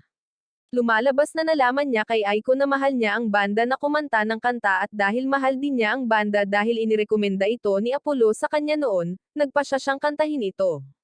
Pagkatapos ay ibinahagi ni Rika kung bakit hindi niya kinakanta ang kanyang mga orihinal na kanta.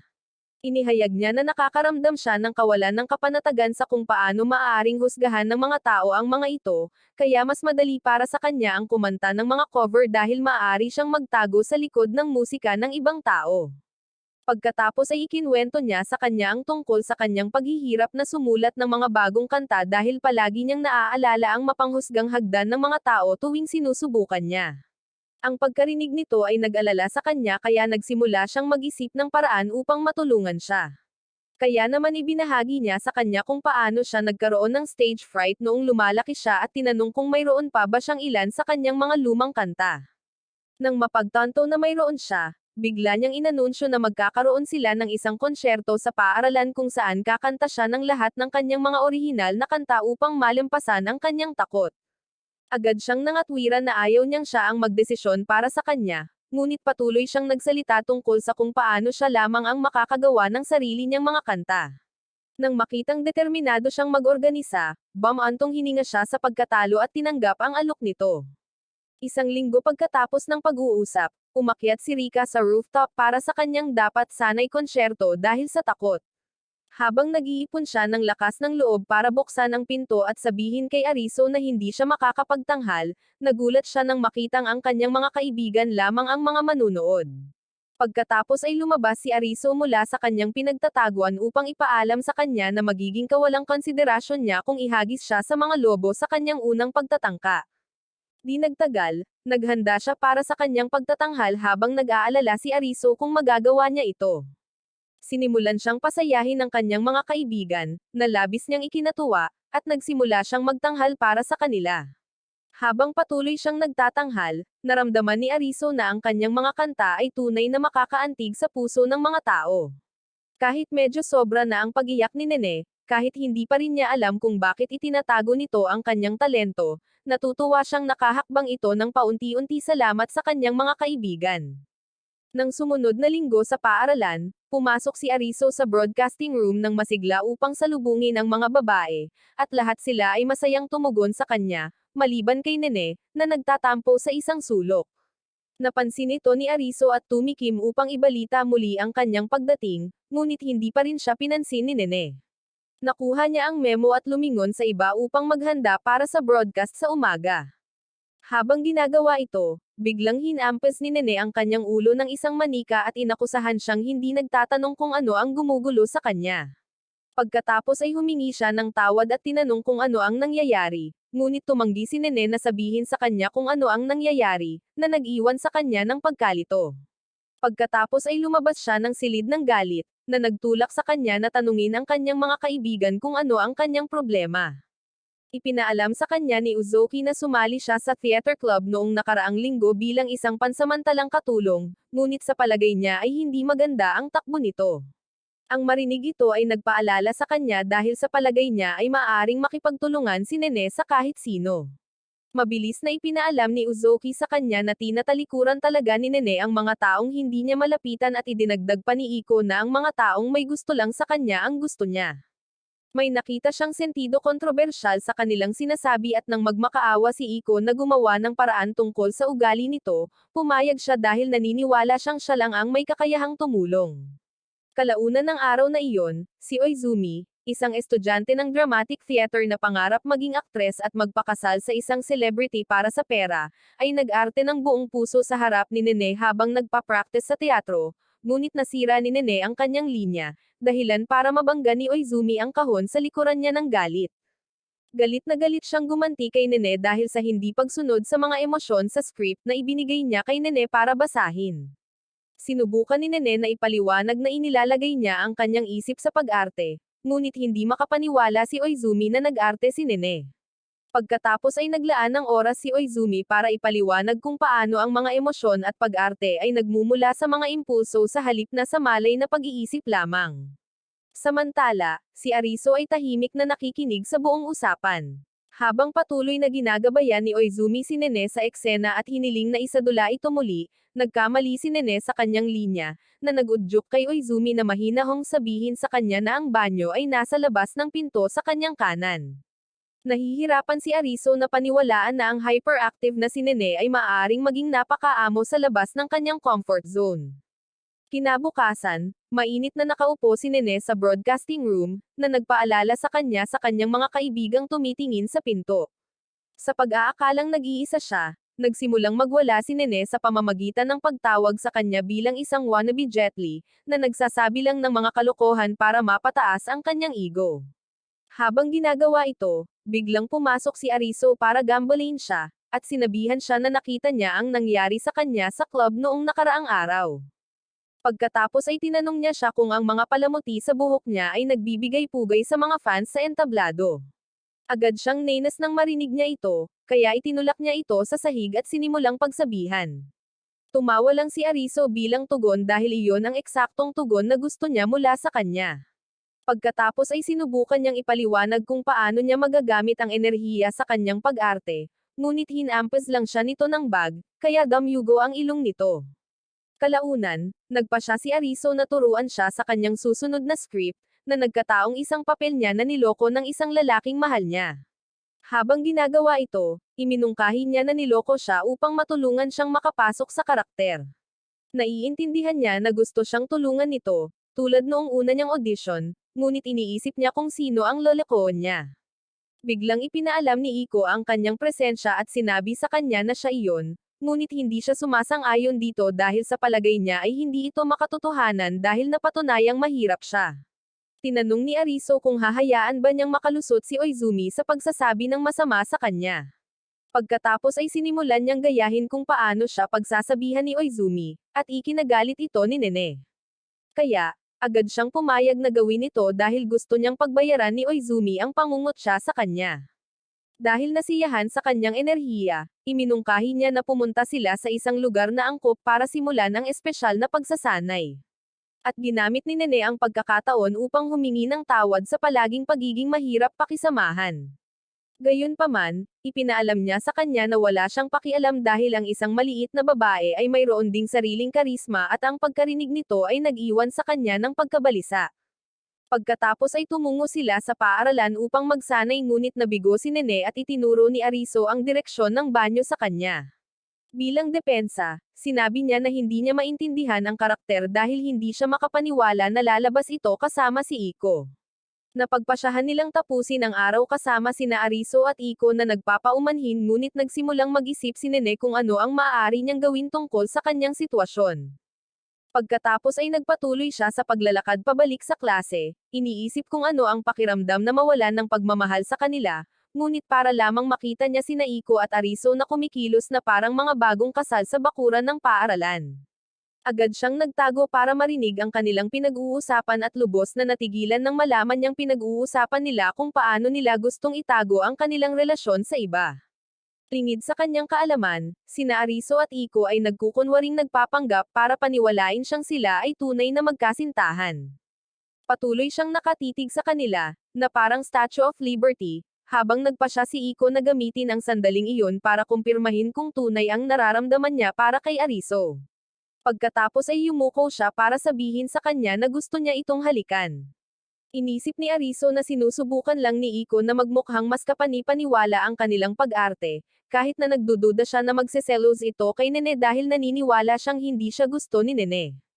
Gayunpaman, sumunod siya, ngunit nag-alala ng patuloy na yumuko si Iko nang palapit na parang hahalikan talaga siya nito.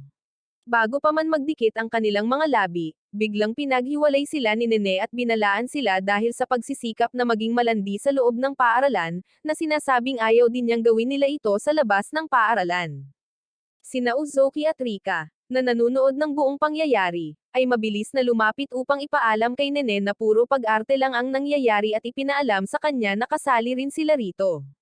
Kinabukasan, habang nag-eensayo, muling ibinuhos ni Oizumi ang kanyang puso. Nang dumating na ang pagkakataon ni Nene, ibinalik niya ang galit mula noong nakaraang araw nang makita niya sina Iko at Ariso at nagbigay siya ng emosyon na nagpalakpakan kay Oizumi sa mahusay na trabaho habang si Ariso na nanunood kasama ang iba pang mga miyembro ng cast ay nakaramdam ng ginhawa. Pagkalipas ng 3 araw, tinapos ni Iko ang kanyang stream at naginhawaan sa kung paano ang mga bagay-bagay nitong mga nakaraang araw na patuloy na lumalaki ang bilang ng kanyang mga subscription sa libo-libo. Habang ginagawa ito, bigla niyang narinig ang ilang mga lalaki mula sa kanyang klase na nag-uusap tungkol sa kung paano si Momotasi, ang nangungunang streamer sa buong Japan, ay lumampas sa 3 milyong subscriber. Pagkatapos ay sinubukan niyang tansyahin kung kailan siya aabot sa 3 milyong subscriber, para lamang mapagtanto na aabutin ito ng 1 siglo. Nag-aalala, iniisip niya kung siya ba ang magiging itim na tupa ng kanyang grupo dahil ang kanyang pangarap ay mukhang pinakamalayo sa kanilang 4. Ang katotohanan na siya rin ang nakakaisip ng mga bagay na ito ay nakakabahala sa kanya, at sinimulan niyang sampelan ang kanyang ulo, umaasang automatikong magre-reset ang kanyang ulo. Sina Ariso at Nene, na dumadaan, ay biglang sumabad sa kanya upang tanungin kung ano ang nangyayari sa kanya. Ngunit tumakbo lang siya palayo, tinawag na talunan si Ariso dahil siya ang nagsimula ng buong propesyonal na usapan. Di nagtagal, nagsimulang mag-brainstorm si Iko ng mga ideya sa broadcasting room kung ano ang gagawin upang makakuha ng katanyagan at maging katulad ni Momotosi. Nagpasya siyang magsaliksik tungkol kay Momotosi upang malaman kung ano ang kanyang pagkukulang. Habang nag-scroll siya sa kanyang site, napagtanto niya na hindi lang siya basta-basta mahusay sa lahat ng bagay, kundi isa rin siyang dalubhasa sa lahat. Halos gusto na niyang sumuko dahil masyadong perpekto si Momotosi, ngunit nagpasya siyang huwag itong gawin sa huling minuto. Kinabukasan, biglang nakatanggap si Ariso ng notification na mag-live si Iko sa stream para sa isang cooking stream, at nagpa siya siyang panoorin ito. Binati ng avatar ni Iko ang mga manunood at ipinaalam sa kanila na magluluto siya ng isang espesyal na 4-tier cake. Habang sinisimulan niyang ilista ang kanyang mga instrumento, napagtanto niya na wala siyang handcam para ipakita sa mga manunood ang kanyang ginagawa. Kaya, mabilis niyang tinapos ang live stream sa sobrang takot. Muntik nang mabaliw si Ariso dito dahil nag-ulo ang kanyang comment section. Sa mga sumunod na araw, gumawa si Iko ng mga kakaibang bagay sa kanyang live stream na may pag-asang mas sumikat pa. Isang araw, biglang lumabas sa avatar ni Iko ang isang bagong swimsuit na mukhang ninakaw direkta mula sa isang katalogo ng fashion show. Tuwang-tuwa si Iko na dumarami ang views ng kanyang live stream. At habang nagbabasa siya sa comment section, may nakita siyang humihiling sa kanya na tumalon. Nagsimulang tumalon ang kanyang avatar sa paraang nagpapatalbog sa kanyang mga asset, ngunit ang anggulo ng kanyang ulo ay naging pabago-bago. Lingid sa kaalaman ng mga manunood, nakita ni Ariso ang kanyang tablet dahil hindi siya makapaniwala sa ginagawa nito. Patuloy na nagmamakaawa si Iko para sa kanyang tablet dahil mayroon siyang layunin na maabot, ngunit hindi pumayag si Ariso na parang isang mahigpit na ama na nahuli ang kanyang anak na nanonood ng isang edukadong video. Pagkatapos ay pinayuhan siya ni Ariso na hindi na kailangang makipagsabayan dahil mayroon na siyang kakayahan para maging isang matagumpay na streamer. Kahit na sa tingin niya ay nagsisinungaling siya noong una, humingi siya ng tulong sa kanya matapos mapagtanto na alam niya ang ginagawa niya. Kalaunan, umupo ang dalawa sa isang klase upang magplano kung ano ang gagawin, at pinuri muna niya ang boses nito, na nag-iwan sa kanya ng pamumula. Pagkatapos ay ipinagpatuloy niya ang pag-uusap tungkol sa kung paano mahalaga ang mga visual, boses, at pagkamalikhain para sa isang matagumpay na streamer, ngunit naniniwala siyang ang boses ang pinakamahalaga dahil ang mga manunood ay madalas na mag-multitask habang nag-stream. Pinag-usapan din niya kung paano nababagay ang boses nito sa kategoryang iyon, at agad siyang dinala nito sa alapaap. Habang patuloy silang nag-uusap, iminungkahi niya na magsimula siyang makipagkalab sa mas malalaking streamer dahil ang isang mahusay na boses na walang abot ay walang kahulugan. Pagkatapos ay nag-isip siya kung may makikipagkalab sa kanya at ipinaalam niya sa kanya na nagsaliksik na siya at isang streamer na may mahigit 150,000 subscriber ang kumukuha ng mga kalahok para sa isang horror game speedrunning event sa social media. Nagpa siya siyang subukan ito at itinuro niya na kakailanganin nila ng oras para magsanay bago ang laro. Pagkalipas ng isang linggo, nagsimulang mag-streaming si Iko at ikinwento niya sa kanyang mga manunood ang tungkol sa horror game na speedrun na inaasahan niyang mapasukan habang pinapanood ni Ariso ang buong pangyayari mula sa likuran. Pagkatapos ay sinimulan niya ang laro at nagsimulang gumana ng maayos hanggang sa makakita siya ng mga zombie at tuluyan nang nawala sa sarili dahil natatakot siya sa kanila. Sinubukan ni Ariso na pakalmeyan siya ngunit nataman siya sa mukha bilang gantimpala habang patuloy siyang sumisigaw tungkol sa kung paano niya malamang nabasa ang kanyang sarili. Kalaunan ng gabi, patuloy na nagmumakmak si Iko dahil sa kanyang nakaraang kahihiyan, ngunit sinubukan ni Ariso na pasayahin siya sa pamamagitan ng pagsasabi na ang kanyang pagsabog ay nagbigay sa kanya ng maraming komento at mas maraming subscriber. Gayunpaman, nalungkot si Iko dahil hindi niya matatanggap ang imbitasyon sa pakikipagtulungan mula sa streamer at nalulungkot na nabigo niya si Ariso. Sinabi sa kanya ni Ariso na hindi niya ito ganap na kasalanan dahil hindi niya nasuri ng maaga na natatakot siya sa mga zombie. Pagkatapos ay pinayuhan niya siya na maaaring ituring ng ilang manunood ang kanyang mga kapintasan bilang isang asset at ipinakita sa kanya ang isang compilation ng kanyang stream na kasalukuyang trending online. Dahil sa tuwa, nagpa siya siyang panoorin ang video ngunit nadismaya nang makita ang thumbnail na naglalarawan na nabasa niya ang sarili kahit hindi naman. Di nagtagal, nakatanggap siya ng imbitasyon para sa pakikipagkalab mula mismo kay Momotosi. Sinubukan niyang matakot, ngunit pinigilan siya ni Ariso na suruan ang sarili at hinikayat siyang gawin ito dahil mapapataas nito ang kanyang pagkakataong makilala si Momotosi. Pagkalipas ng ilang araw, sumali siya sa kaganapan ngunit napasama siya sa mga joker dahil sa mga chismis na kumakalat tungkol sa kanyang kasal mismo sa livestream. Sinimulan siyang pagtawanan ng kanyang grupo at hindi nagustuhan ni Ariso na ginagawa siyang biro. Pagkatapos ng kaganapan, nakuha ni Iko ang huling posisyon at nagsimulang maging siya si Ariso dahil hindi niya inaasahan ang ganitong uri ng pagdalo bago pinayuhan si Iko na gawin ito. Pagkatapos ay humingi siya ng tawad sa kanya, ngunit natuwa lang si Iko na naging bahagi siya ng buong proseso, at naniniwala siya na magkasama silang makakagawa ng mas maraming kamanghamanghang bagay. Ilang sandali pa, nakatanggap siya ng tawag mula kay Momotoshi, na humingi ng tawad sa kung paano siya tinatrato noong livestream dahil sa palagay niya ay nakakatawa ang kanyang grupo, ngunit nakita niyang samobra na pala ang kanilang ginawa. Mabilis niyang sinabi sa kanya na wala talaga siyang pakialam at gustong makipagtulungan sa kanya sa hinaharap. At tinapos nila ang tawag ng may magandang mensahe nang sabihin ni Momotoshi na isama niya ang kanyang tagapayo, na tinutukoy si Ariso sa susunod na pagkakataon. Pagkatapos ng tawag, nagulat si Ariso na alam ni Momotoshi ang tungkol sa kanya at nagtaka kung napansin ba nito ang pagkakasangkot nito mula sa nilalaman ng mga video ni Iko. Nang sumunod na linggo, nagtipon sina Uzoki, Rika, at Nene upang manood ng isang paligsahan sa paglalaro na sinasalihan ni Iko. Kahit na natalo siya kalaunan, pinag-usapan nila kung paano ang pagtanggap ng imbitasyon mula sa streamer na nag-imbita sa kanya noong una ay mabuti para sa kanyang imahe sa streaming. Mabilis na lumipat ang usapan sa kung paano sila tinulungan ni Ariso sa isang paraan or sa iba pa sa pagkamit ng kanilang mga pangarap, na nag-iwan kay Uzoki na malalim ang pag-iisip. Kalaunan, tumungo si Uzoki sa broadcasting room at pinuri siya ng mga estudyante habang ginagawa ito, lalo na't malapit nang maglunsad ang broadcasting club ng isang bagong segment na siguradong magiging kapanapanabak ang lahat. Di nagtagal, tumungo rin sina Nene, Rika, at Iko sa broadcasting room upang sumali sa broadcast.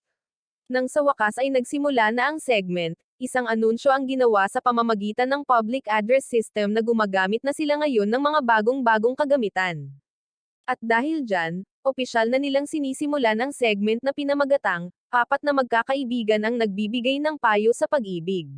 Ang unang mensahe na kanilang tinutugunan ay mula sa isang babae na nag-iisip na niloloko siya ng kanyang kasintahan, ngunit natatakot siyang harapin ito.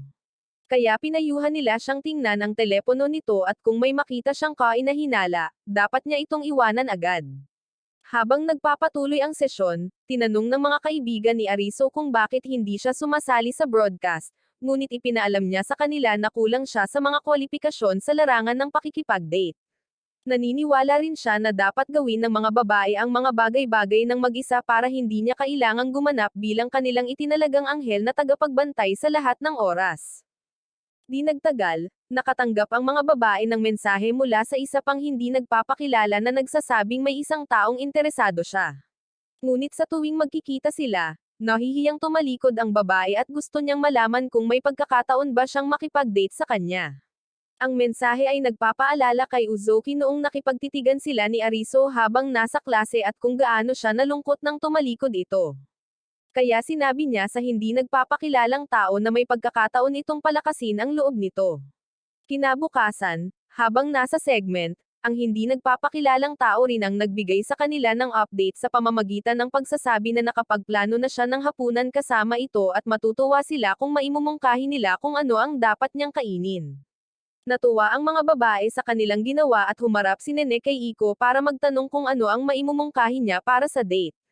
Pagkatapos ay naisip ni Iko ang isang pagkain na gusto niyang ibahagi kay Ariso kung sakaling mag-date sila at iminungkahi ito. Pagkatapos, sa kanilang susunod na segment, nakatanggap sila ng update mula sa hindi nagpapakilalang tao na nagsasabing maganda ang kanilang mood ngayon, ngunit kailangan niya ng mga ideya kung paano sila magiging opisyal. Agad na nabaliw si Iko sa pag-iisip na malamang ay nagkakasiyahan sila sa isang lugar sa paaralan.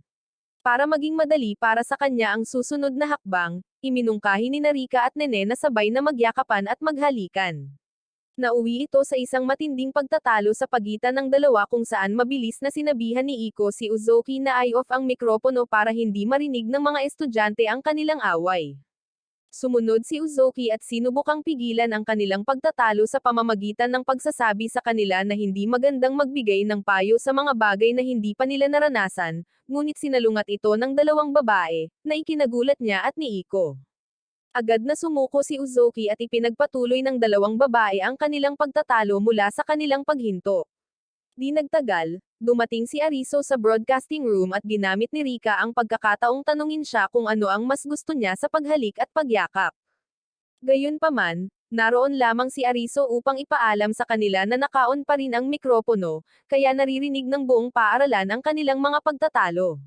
Pagkatapos ay humingi ng tawad si Uzoki sa maling pagpindot sa switch, ngunit nagawa na ang kasalanan. Nagsimulang malungkot si Nene na dahil nasira ang kanyang reputasyon, ngunit pumasok si Liman upang maglabas ng sama ng loob tungkol sa kanyang sariling problema. Tila, nakikipag-eye contact si Samijima sa kanya nitong mga nakaraang araw. At habang patuloy niyang ikinukwento ang kanyang kwento, nalaman ng babae na ang hindi nagpapakilalang taong kanilang nakakausap ay si Samijima, ang kanilang guro sa physical education. Pagkatapos ay tinutokso ni Liman sina Nene at Rika tungkol sa pagiging may karanasan, habang si Ariso ay nagsimulang magtaka kung talagang kailangan ng mga babae ang kanyang tulong kaysa sa kanyang iniisip. Kalaunan, bumalik sila sa ere upang ipahayag na ang lahat ng kanilang sinasabi ay kathang-isip lamang, kaya ang anumang pagkakahawig sa sinuman ay nagkataon lamang, at bumaba sila sa mikropono. Pagkatapos ay umalis si Liman at pinayuhan silang bawasan ang kanilang pag-uusap tungkol sa pag-ibig dahil sa huli ay nasa paaralan pa rin sila. Pagkatapos umalis ni Liman, tinawagan ni Ariso si Iko upang hayaan silang magtrabaho sa kanyang susunod na stream. Habang paalis sila, nagkomento si Nene kung paano tinatawag ni Ariso si Iko sa kanyang unang pangalan sa halip na ang kanyang apelyido nitong mga nakaraang araw, at sumang-ayon si Rika habang nakatitig lamang sa kanila si Uzoki. Lumapit si Nene sa kanya upang kamprantahin siya tungkol doon, at sinisisi niya ang paggugol ng mas maraming oras kasama si Iko kaya nakalimutan na niya ang kanyang mga asal. Kahit humingi siya ng tawad kay Iko tungkol dito, sinabi ni Iko na wala siyang pakialam at nagpasya siyang manatili sa pagtawag sa kanya ng Iko. Pagkatapos, ang pagkarinig nito ay nagselos kay Nene at iginiit niya na tawagin din siya sa kanyang unang pangalan at pumayag siyang tawagin siyang Nene na nagpamula sa kanya. Pagkatapos ay sumali si Rika sa usapan at sinabihan siyang tawagin din siya sa kanyang pangalan at pumayag siya kahit na nagsimula siyang magtaka kung ano ang biglang nangyayari sa kanya. Upang maiwasan ang pag-inis ng sinuman, tinanong niya si Uzoki kung gusto rin ba niyang tawagin sa kanyang unang pangalan, ngunit tinanggihan niya ang alok, sinabing nakakahiya ito para sa kanya. Pagkatapos ng klase sa araw na iyon, nag-aral si Ariso kay Uzoki sa kanilang karaniwang lugar ng pag-aaral, at habang ginagawa ito, inalok niya siya ng fries para kainin. Nahiya, tumanggi siya noong una, ngunit nang marinig niya itong pinag-uusapan kung paano ito nagustuhan ni Rika, mabilis siyang kumagat. Pagkatapos ng sesyon ng pag-aaral, sabay silang umuwi sa gitna ng ulan, at ginamit ni Ariso ang pagkakataong ito upang purihin siya para sa kanyang itinaas na mga marka. Habang patuloy silang nag-uusap, ibinunyag niya sa kanya na ang dahilan kung bakit ayaw niyang tawagin sa kanyang unang pangalan ay dahil makakaramdam siya ng pagkakasala dahil ang kanyang mga pangarap ay naiiba sa kanyang mga kaibigan. Nalaman niya kay Ariso na lahat ng kanyang mga kaibigan ay gumagawa ng mga positibong hakbang patungo sa kanilang pangarap at pakiramdam niya ay nahuhuli siya. Pagkatapos ay tinanong niya ito kung kapag sa kalaunan ay gumawa siya ng isang malaking hakbang patungo sa kanyang pangarap tulad ng kanyang mga kaibigan, tatawagan siya nito sa kanyang unang pangalan. Pagkatapos, dahil malapit na ang tag-araw, bumili silang 5 ng isang halaman para ilagay sa kanilang broadcasting room. At habang pabalik sila sa paaralan, naisip ni Rika kung paano niya gustong magsagawa ng isang pagtatanghal sa kalye, ngunit natatakot siyang subukan. Hindi niya alam, nagtataka rin si Ariso kung bakit hindi pa siya nagdadala sa kanya ng bagong kanta at nagsimulang mag-isip ng mga paraan upang matulungan siya nito. Nararamdaman na ang kanyang trauma ay dapat na mas malalim kaysa sa inaakala niya. Nang sandaling iyon, bigla silang nakarinig ng parang palabas sa kalye, at mabilis na tumakbo si Rika papunta sa direksyon ng tunog, sinabihan silang magpatuloy nang wala siya. Pagdating doon, kinumpirma niya ang kanyang hinala nang makita niyang si Aiko ang nagtatanghal. Pagkatapos ay nanatili siyang nakatago upang makinig pa dahil hindi niya talaga narinig ang boses ni Aiko. Samantala, isang bokal na lalaki ang biglang lumapit kay Aiko upang bantayan siya dahil tumugtog siya kahit walang nakikinig sa kanyang kanta. Dahil mainitan ang ulo, tinawag siya ni Aiko na talunan at sinabihan siyang umalis na, sinabing nagtatanghal lamang siya dahil gusto niya. Gayunpaman, Tumangging umatras ang lalaki, at patuloy silang nagsasalita hanggang sa tuluyan na siyang umalis. Pagkatapos niyang matapos, ikinwento niya kung paano ang susunod na kanta na kanyang tutugtugin ay isinulat kasama ang isang kaibigan niya noong unang panahon. Alam ni Rika ang kantang tinutukoy niya dahil magkasama nila itong isinulat.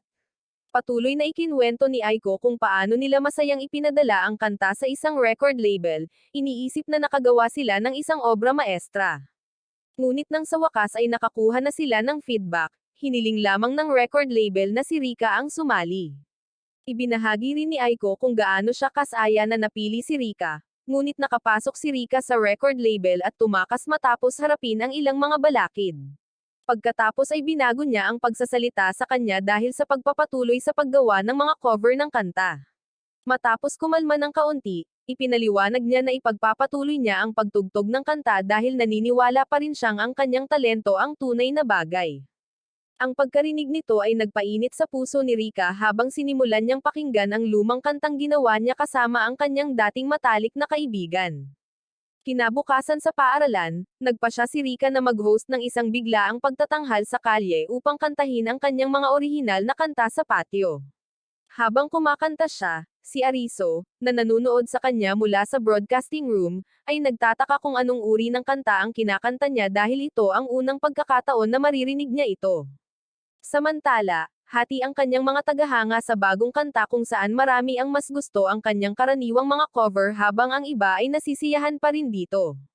Patuloy na kumakanta si Rika ng buong puso habang patuloy siyang pinapanood ng kanyang mga kaibigan mula sa broadcasting room.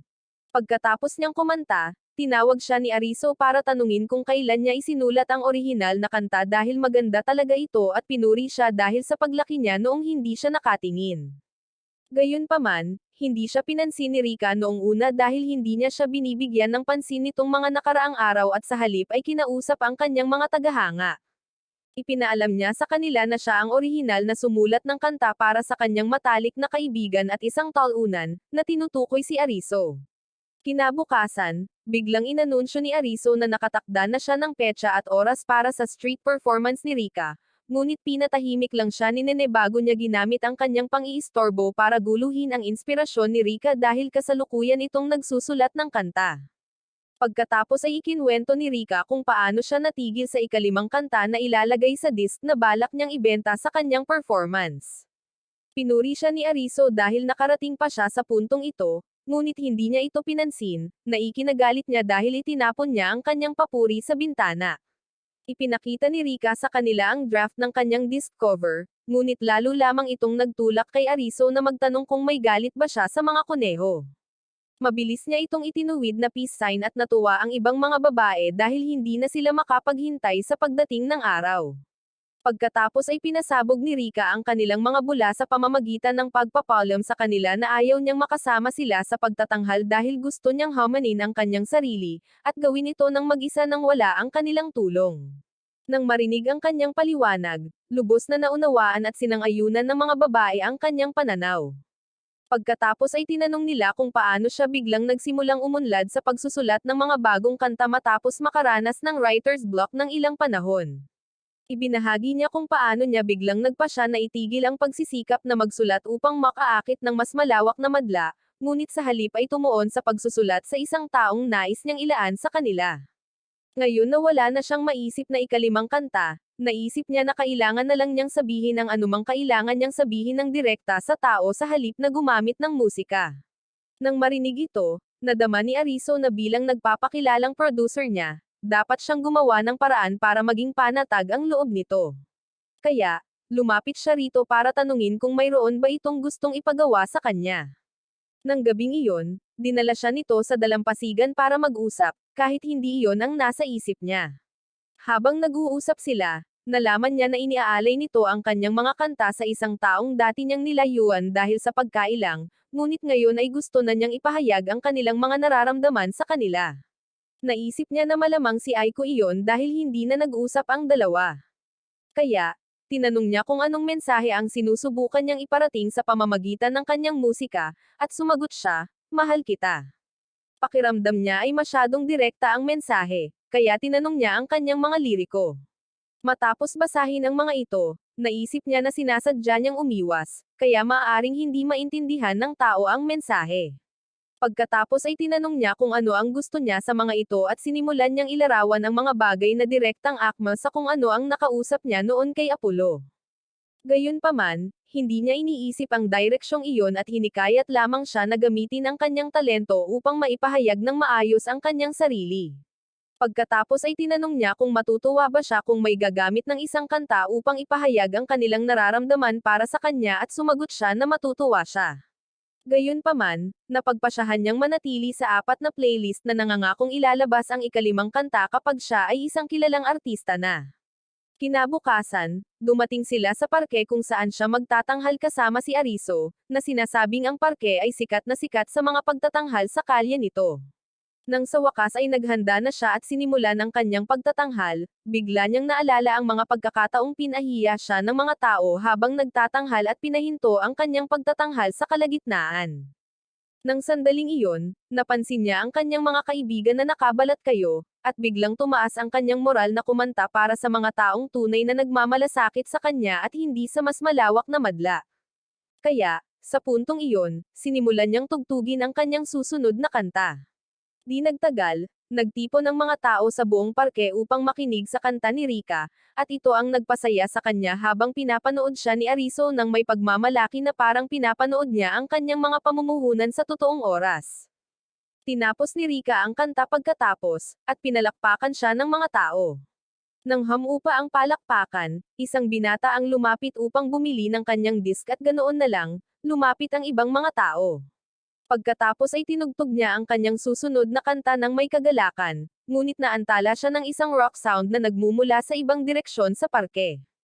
Lumalabas na isa pang banda na kilala bilang Celestial, na sikat sa pagtatanghal sa parke, ang nagpasyang gumawa ng isang sorpresang palabas upang pahalagahan ang kanilang mga tagahanga bilang bahagi ng kanilang pagdiriwang para sa kanilang unang anibersaryo.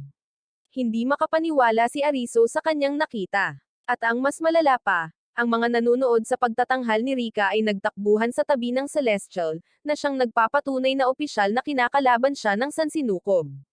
Nagsimulang magtanghal ang bandang Celestial kasama ang kanilang walang pakialam na lead vocalist, at hindi makapaniwala si Ariso na naririnig ng kanyang mga tainga ang napakagaling na bokalistang ito.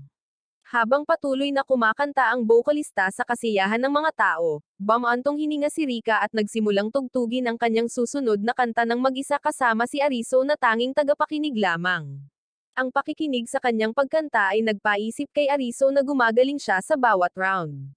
Ngunit dahil kailangan lang dumating ang Celestial sa oras na iyon, hindi maririnig ng iba ang kanyang matamis na boses.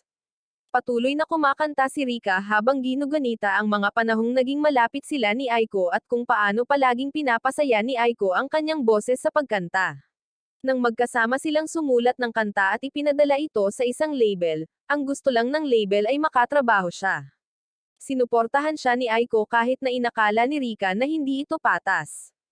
At ngayong naiisip niya ito, naaawa siya sa pagpapabeya sa kanya matapos umalis sa record label dahil sa isang pagkabigo. Bagamat sa wakas ay nakahanap na siya ng lakas ng loob na kantahin ang sarili niyang mga kanta, masakit pa rin na walang nagmamasid sa kanya.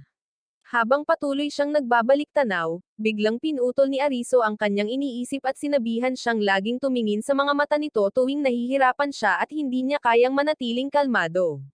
Natawa si Rika nang marinig ito at sinabihan siyang mas gugustuhin pa niyang matakot kaysa gawin iyon. Hindi natuwa si Ariso na marinig ito at nagsimulang magtanong kung gusto ba niyang masayang ang lahat ng pagsisikap na inilaan niya sa malaking araw. Pagkatapos ay napansin niya na nasa likuran niya ang atensyon ni Rika, kaya lumingon siya para tingnan ito ngunit nakita niya si Aiko na nakatayo roon dala ang isa sa mga flyer na ipinamahagi niya sa istasyon ng tren bago magsimula ang pagtatanghal ni Rika. Kahit sinasadya ni Ariso na ibigay ito sa kanya, hindi niya inaasahan na darating ito noong nasa pinakamababang punto si Rika. Lumapit si Aiko kay Rika at ginamit ni Rika ang pagkakataon para humingi ng tawad sa pagpapabeya sa kanya. Sinabihan lang siya ni Aiko na kumanta dahil iyon ang pangunahing dahilan kung bakit siya naroon at sumunod naman siya. Pagkatapos ay sinimulan niyang tugtugin ang isang kantang partikular niyang inialay sa kanya na sumasalamin sa oras na magkasama sila noong sila ay malapit pa.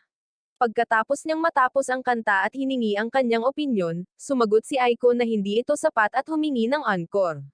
Sinubukan ni Rika na ipaliwanag na 4 na bagong kanta lang ang isinulat niya, kaya may kulang na encore.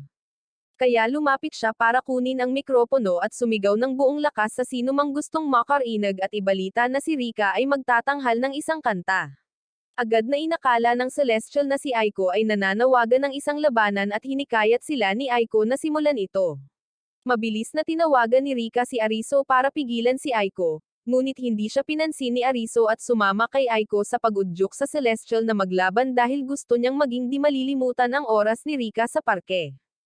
Di nagtagal, nagpa siya sina Aiko at Rika na magtanghal ng magkasama matapos humingi ng tawad muli sa isa't isa, at nagsimula silang kumanta habang patuloy silang pinapanood ni Uzoki, Nene, at Iko mula sa kanilang pinagtatagwan. Pagkatapos ng pagtatanghal, ang iba pang 3 babae ay nag-host kina Ariso at Rika sa isang restaurant upang ipagdiwang ang tagumpay ng pagtatanghal ni Rika. Pagkatapos ay pinuri nila si Rika sa pagbebenta ng 20 kopya ng kanyang disc.